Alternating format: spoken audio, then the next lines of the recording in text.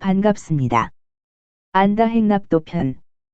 납도에서 이장 안정환 감독과 청년회장 현주엽이 손님 맞이 욕먹을 거리 장만을 위해 한창 낚시에 열을 올리고 있다. 양동이에는 쥐치 등 낚시로 잡은 생선이 수두룩하다. 초대 손님은 독수리 감독으로 활약을 펼치고 있는 최용수 감독이다. 갑작스럽게 나타난 최 감독을 보고 현 청년회장은 깜짝 놀란다. 백토커로 초대된 이는 초도의 이장허재 감독과 청년회장 김병현이다. 낚시를 끝내고 장소를 이동해 생선을 손질할 장소로 간다. 요리할 곳에 가기 전에 들른 곳은 숙소였다. 황도에서처럼 그렇게 숙소는 텐트 형식으로 되어 있다. 사각형 모양으로 몸 하나 간신히 누울 수 있을 정도의 크기와 넓이 그리고 얕은 높이였다. 일단 짐을 던져놓고 식탁이 있는 곳에 좌정했다. 이장과 청년회장이 작전 계획을 짰던 것은 이란 하는 최 감독을 어떻게 하든 일을 시켜서 일꾼으로 활용을 한다는 특명이 주어졌다. 한참 선임이고 형님뻘이니 시켜먹기도 만만치 않은 상태였다. 일단 주어진 임무는 생선을 손질하는 부분이었다. 생선의 대가리와 내장을 제거하고 비늘 그리고 껍질을 벗기는 것을 해야 한다. 최 감독의 약점은 칭찬에 약하다는 부분이었다. 허재 감독보다는 훨씬 일을 잘한다는 칭찬에 입이 약간 벌어진 최 감독은 결국 두 주인장의 뺨에 넘어가 생선 손질에 최선을 다한다. 두 주인장은 숙소를 좀 더 추위나 바람에 잘 견딜 수 있다고 부직포를 덮고 못질을 했다. 그리고 다음에 일거리인 김장독을 묻는 일이 있었다.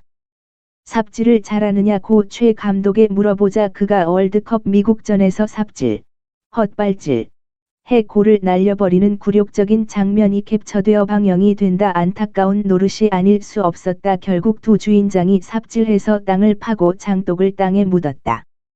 그리고 생선 손질을 하고 있는 최 감독에게로 왔다. 그리고 쥐치의 손질에서 빼놓을 수 없는 간을 잘 분리하라고 종용한다. 그리고 소금에 참기름으로 기름장을 만들어 쥐치의 간을 맛보기로 한다. 먼저 맛본 이는 최 감독이었다. 아주 고소하고 쫄깃한 맛에 최 감독의 탄성이 쏟아진다. 이장과 청년회장도 간을 맛본다. 납도는 통영에서 떨어진 무인도이고 욕지도에서 6.5km 거리에 있는 섬이다. 생선 손질을 마친 일행은 이제 이 생선을 햇볕에 말려야 하는 과제가 남았다. 큰 나무의 줄기에 끈을 매달아 그것에 발레를 널듯 생선을 널어 말려야 하는 것이다. 줄을 매는 이는 최 감독이 하고 그것을 위해 현 감독이 최 감독을 목마를 태웠다. 그렇게 해서 생선을 널어놓자 일이 마무리가 되었다. 갯바위는 천연의 낚시 포인터이기도 하고 썰물 때가 되면 멍게, 돌멍게 등도 채취할 수 있고 거북손, 삿갓조개 등도 바위에 붙어있는 남해의 섬이다. 다음에 일거리는 바닷물이 빠진 때를 이용해 갯바위로 가서 멍게, 돌멍게 등을 채취하는 과제가 주어진다. 바위 틈에 널려있는 멍게를 채취했다. 그러던 차에 이상한 물체가 이장의 눈에 포착된다. 그것은 거의 돌멩이처럼 그런 형태였다. 그것이 과연 무엇일까? 그것을 칼로 썰어 보고서야 돌멍게임을 알아챈다. 그리고 그것은 최 감독의 입속에 들어간다. 멍게보다 더 맛있고 식감이 독특했다. 일반 횟집에서는 돌멍게를 꺼낸 후 그것을 술잔으로 활용해 그곳에 소주를 부어서 맛보기도 하는 것이 돌멍게였다. 가끔 돌과 혼동이 되기도 하지만 자세히 살펴보면 돌멍게를 찾아낼 수 있다. 안 감독이 그렇게 자랑을 했던 것이 자연산 멍게였다. 이장이야 하도 많이 맛보아서 이제 이골이 날 정도가 되었지만 자연산 멍게에 목말라 했던 최 감독으로서는 최고의 별미를 맛보는 셈이었다. 참고로 지난 안다행 초도 편에서는 자연산 멍게를 하나 채취해서 6명이 나누어 먹는 장면이 있었다. 백토커로 서허 감독과 김병헌 선수도 아쉬움을 연발하는 중이었다. 그리고 후배들에게 손님들에게 미안해했다. 이제 최 감독은 신들린 듯이 돌멍게를 찾아 갯바위를 샅샅이 뒤지고 다녔다.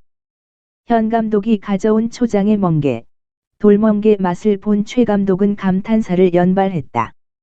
일단 멍게와 돌멍게의 채취가 끝나자 일행은 모두 다음 장소로 이동해 이제는 삿갓조개와 거북손을 채취하느라 여념이 없었다. 이렇게 식재료의 확보가 되자 해가 지는 상황이 되었다. 이제는 집으로 돌아와 재료를 손질하고 식사 준비를 해야 하게 되었다. 멍게와 돌멍게의 손질은 최 감독이 맡았다. 그런데 최 감독은 멍게 맛에 홀리게 된 상황이니 손질이 반이고 먹는 것이 반이었다. 오늘의 요리는 멍게 졸면 그리고 거북손 삿갓 쪽의 파스타였다. 졸면은 안 이장이, 파스타는 현 감독이 만들었다. 거북손과 삿갓 조개를 삶아서 파스타면에 같이 조리를 한 것이었다.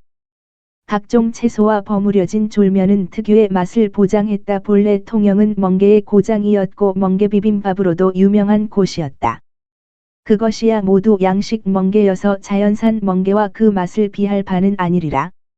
최 감독이 안 감독에 던진 멘트가 최고였다. 올해 최고는 안 이장의 최 감독 초대가 최고였다는 것이다. 손님으로서는 최고의 맛을 보았고 최고의 대접을 받았다는 의미이리라. 채소를 직접 가꾸기 위해 텃밭에 상추와 부추를 심어 놓은 상태였다.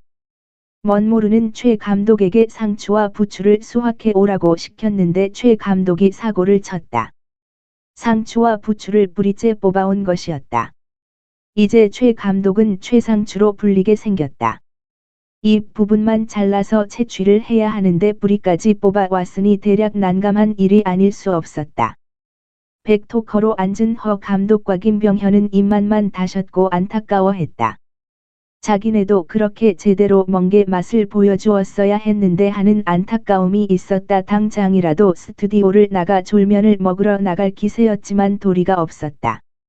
훗날을 기약할 수밖에 없었다. 이렇게 안다행 납도 편이 마무리되었다. 다음 날은 말려놓은 생선으로 요리를 해서 먹을 것이다. 그리고 또다시 한 명의 초대 손님이 납도로 올 것으로 예고가 되었다. 항상 직접 먹을 거리를 채취하고 그것을 요리해서 별미를 맛보는 것이 이제는 새로운 예능의 대세로 자리를 잡고 있다. 그것을 시청하는 입장에서도 궁금해지기도 하고 그 별미를 동경하는 마니어들이 늘어날 것으로 보인다. 우리의 식탁 문화가 먹방과 배달로 인해 사라져 가고 있다고 한탄하기도 하지만 시대의 대세이니 막을 길도 없는 듯하다. 모쪼록 이 어려운 시기에 안다행이 우리 국민 모두에게 하나의 희망의 불씨가 되고 삶의 지향점으로 미래를 꿈꾸게 하는 단초가 되기를 기대해 본다.